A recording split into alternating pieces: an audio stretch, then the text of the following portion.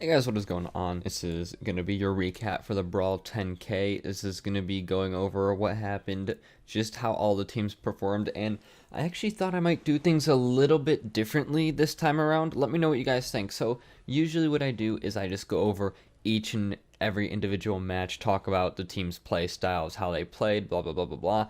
But this time I thought maybe I would just talk about the team's overall performance, how I think a team performed overall, where I think they stand in North America after this tournament, how I think they looked.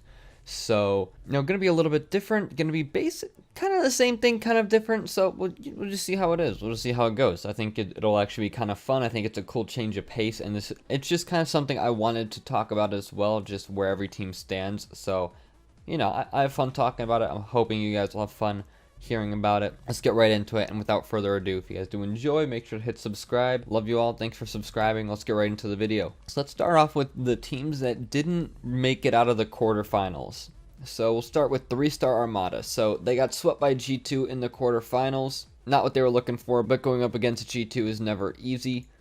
3-star Armada did make top 8, the top 8 in the Brawl 10K, which is a very, very good showing for them. 3-star Armada in the group stage beat the likes of Sonics, E United, other RLCS teams. The only one that they couldn't beat was Space Station, but again, Space Station's a really, really good team. But 3-star Armada were really, really good this entire tournament, and players like Demo, who showed that they have RLCS caliber potential on their roster, and with this new RLCS format that allows for more teams and such, we could see a pretty good run from 3-star Armada in the new seasons of RLCS just because of how good we know that they can play now after this community tournament.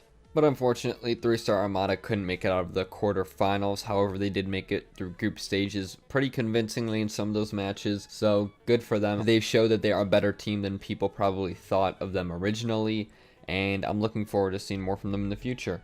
Next team we're going to talk about is 72 PinConnecter, and the garbage truck just came in front of my house, so if you hear a loud noise, that's what it is. Literally can't do anything about it. So 72 PinConnecter had again another really good run. 72 PinConnecter has been having a lot of really good runs lately. They had a good run in Spring Series. We've seen a lot from them. They've been getting top 8 in North America multiple times, and going into this newest season of RLCS that allows for multiple teams, I think that 72 PinConnecter have what it takes to maybe upset some lower tier RLCS teams, make a case for a top 8, even maybe top 10 in North America. They dropped out of the rival series last season, but now they have Wonder on their team, and Wonder was looking super, super good. My favorite on the team is still Lion Blaze, but again, and we all know Jacob. Jacob's a very good player. He's not the player he once was, but Jacob's still an OG. I'm sure a lot of people love seeing him play still. 72 PinConnecter continue to take down RLCS teams like Rat Enterprises with Illusion. And you know what? That's a team that you just can't underestimate at this point, and I really do want to see more from them in the future. Then we have Pittsburgh Knights, and I have a big problem with Pittsburgh Knights, man. I mean, I am happy to see that they made it out of the group stage. However, so far on this list, they are the only team that didn't beat a single RLCS team the entire tournament. Alright, Pittsburgh Knights were invited, so they didn't go through qualifiers. They started in group stages. They lost to Mirage, beat Zookeepers, then beat Mirage again. Pittsburgh Knights just do not look good as of recently, and I don't think that this is something that will be fixed. I don't think Pittsburgh Knights will ever be as good of a team as they once were. Just so many poor decision makings from that roster. I just don't think that anybody has ever had an idea of what they were doing on that roster. They let their emotions get the best of them a while back, and now it's Gyro, AJ, and Wondamike, and they went from being a top 2 team in North America to, well, after losing Reddles, are probably, I mean, I wouldn't be surprised if they couldn't even compete with the RLCS teams anymore. Yeah, man, I truly think that Reddles was the only, Reddles is the only reason they weren't in the promotion relegation tournament, and Reddles is gone now. Unfortunately, Pittsburgh Knights not looking good right now. They needed to keep Reddles and make a different roster change. Yeah, that obviously didn't happen, and Pittsburgh Knights, I'm not liking them. I'm not liking them at all right now, and I'm just very worried for them going into next season of RLCS. Then we go to NRG Esports versus Rogue, and Rogue, I gotta cut Rogue some slack for losing because they didn't have their starting roster. You know, they look very, very good with Turnturo. Turnturo is a very mechanically gifted player. They have a good play style. They still only lost 4-3 in a game 7. You know, put up a very good fight against, well, NRG Esports, who were a really good team. In fact, Rogue probably should have won because they were up 3-1 at one point, but it is what it is. I think Rogue overall in North America is looking very good, taking on, you know, some really good teams like NRG, almost beating them. I think in the qualifiers of Codename Covert, Rogue ended up sweeping G2. It's just Rogue, when they are on, they do look pretty good. And, you know, I think Rogue definitely easily has potential to be a top 5 team in North America. Maybe even in that top 4 spot again, like they were in Spring Series. Well, they were top 3 in Spring Series. But Rogue need experience, I think. That roster is full of 1 experienced player being Carnobi and 2 inexperienced players. Yeah, First Killer had a season of RLCS under his belt, but, you know, still pretty young. Still, what is he, like 16 years old now? I don't remember. You know, I think with a little more experience, that roster could be very, very good. A little more time playing together, they'll be even better. You know, they obviously just started playing together. And yeah, I'm just very excited to see Rogue in the future. I think Rogue are a good team. They obviously have been making top 8 a lot recently. They've been making top 4 in some cases. You know, Rogue's actually one of my favorite teams coming out of just the off season. So can't wait to see how they perform from there. Then let's get into the teams that didn't make it out of the semifinals. Let's get into G2 Esports. So I don't think that there is any excuse for losing. It doesn't matter if it's a community tournament, a RLCS. I think if you lose, you lose. You win, you win. However, some of these RLCS teams, they just flat out don't try in community tournaments, and that's why it's so hard to take community tournaments, the results of them, like super seriously. Like, I don't look at a community tournament result and say, wow, this is the top 8 in North America, right? I mean, you just can't. Okay, you just can't. Like G2 Esports, they got swept by Envy, and they didn't just get swept, they almost got perfect swept, okay? G2 scored 1 goal the entire series. And I don't think it's because G2 suck. I think it's because they, you know, it's not that they aren't trying per se, it's just that they're in it for fun. Like Space Station Gaming, they're in it for fun.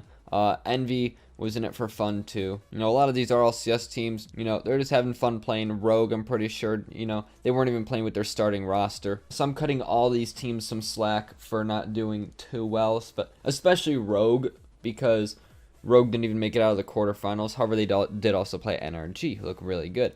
But I really like G2. I still think G2 is easily a top 2 team in North America when they're on. And I truly think that the only team that does combat them right now is NRG. But let's talk about Space Station now. Of course, I think Space Station is a top team in North America, easily a top 4 team. Okay, Space Station looks incredible when they're on still. And what's scary is over the offseason, Sipical has gotten better. And Sipical is going to go into RLCS Season 10. Whether you guys like it or not, he will be one of the best players in the world. I could already tell just from progression that he's made just in his game. Okay, Sipical is right now one of the best at basic mechanics, positioning, just getting power on the ball. Sipical is good, and Space Station Gaming will be a better team going into RLCS Season 10 than they will last season, which is scary, okay? They proved it throughout this qualifier where Sipical 1v3'd people.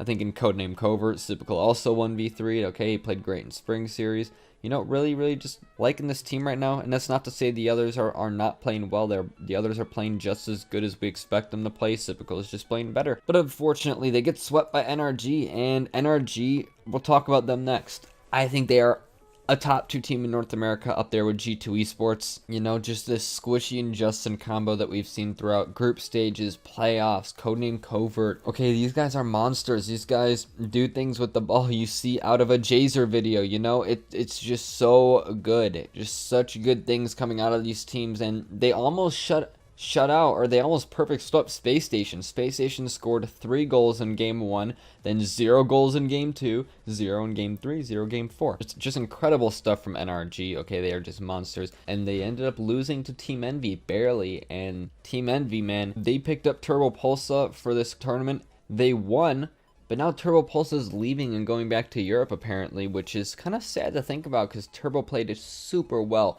It doesn't matter what team Turbo goes for. Turbo will play extremely well. But since Turbo is not staying on Envy, here's what I think needs to happen. Envy needs to pick up Reddles, because Reddles looked very, very good on that roster. But if they don't, they will not be a top 4 team in North America, and that is just facts, okay? With teams like NRG, G2, Space Station Gaming, Rogue at this point, I don't think Envy will be able to compete with all of them if they don't pick up Reddles, or if they somehow find another teammate that they are very, very good with. That's what I think, but I think Envy can be the top 4 team in North America, maybe pushing Rogue out of that spot, maybe pushing SSG out of that spot. Yeah, that's what I think of Envy. I think that, Turbo was the carry this tournament, and Ruddles was the carry last tournament. Envy is a team that likes to play around a player. Pittsburgh Knights like to use the backboard. NRG love super mechanical infield passing plays, while G2 love maybe not high-level mechanics, but basic mechanics infield passing plays, if that makes any sense. It made sense in my head. 72 PC love to play around Lion Blaze, a mechanical player. I could give you the gist of any team. I like how a lot of these teams look. I like how the new season of RLCS Season 10 will allow for some of these, maybe teams that we've seen in the community tournaments to shine, to have a chance against the top level teams again. Very excited for the new season of RLCS. Can't wait till it's even announced. Okay, I'm just so looking forward to this next season. It's going to be different. It's going to be fun. It's going to be awesome. Okay, and this is where I think all the teams stand. Like I said, we're doing something different. Instead of just talking about the matches, how they lost, why they lost, kind of went over just how they performed all together. I don't know if you guys like this. If you guys do, let me know. I do want to hear comments. What do you guys think about maybe me switching it up a little? I don't know. Just let me know. But yeah, I'll see you guys on the next one. Thank you guys for watching. Hit subscribe if you haven't, and peace.